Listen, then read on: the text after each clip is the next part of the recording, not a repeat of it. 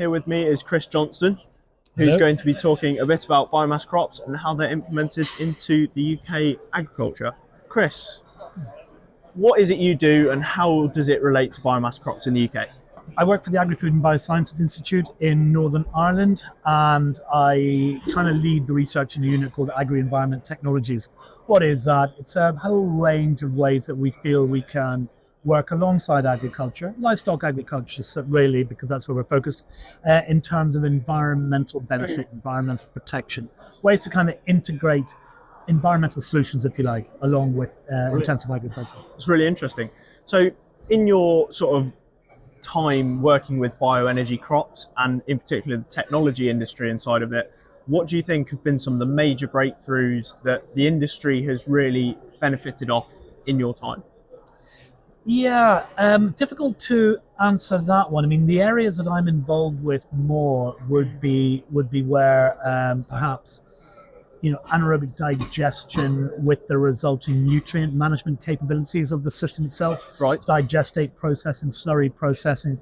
Those kind of technologies we're starting to develop now in conjunction with DERA and starting to try to kind of action the benefits that it could provide. We're talking here about environmental water quality, Yep. air quality, and of course decarbonizing energy as well through the biomethane. So those technologies are there. They're at a stage where they can be used, it can be implemented, and the environmental cases for their implementation, I think, is probably quite clear as well. And I think we've got to the stage now that we are understanding that, environmentally speaking, we really need them. Yes.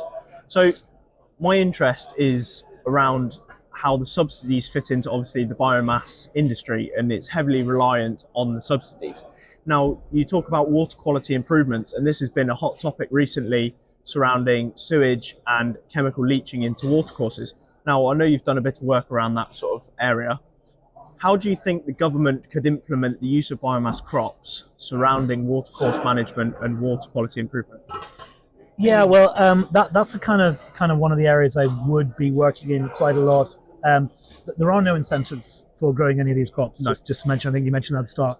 So therefore, if they are to be grown at all, and if they are to be implemented in agriculture, then there's probably going to have to be a reason for them to be implemented. Right. So a lot of the work we've been doing, as you've said there, we're looking at biomass crops for intercepting runoff. We're looking at biomass crops for reception of point source pollution wastewater streams, Right. where we can use the nutrient requirements and water requirements of the crop Yep. to actually manage those pollution sources before they end up in our environment.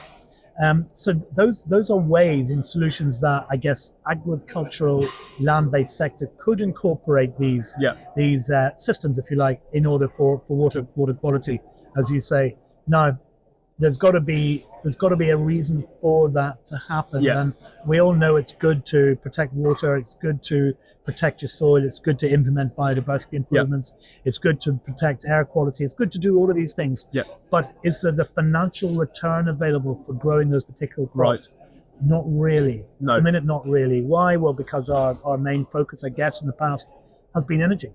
And that's linked to gas, and gas isn't particularly expensive. No. So if you had to put together a list of, say, 3 things to speak to the government about incentivizing the use of biomass crops, what would those 3 things be? Well, I mean, my job really is to inform policy, not to kind of request it. No.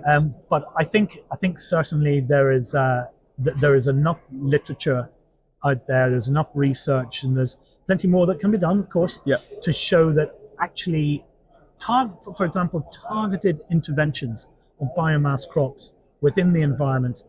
We know we can intercept water pollution streams. We know we can protect water quality.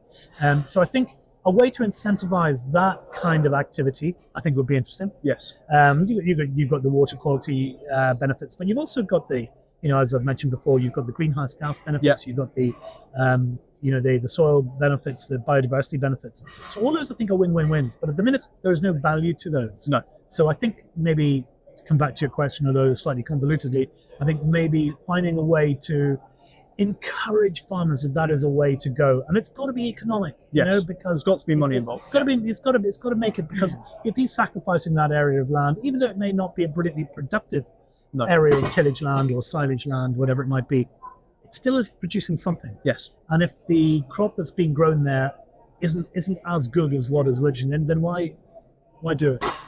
Brilliant. Thank you very much, Chris. Thank you very much.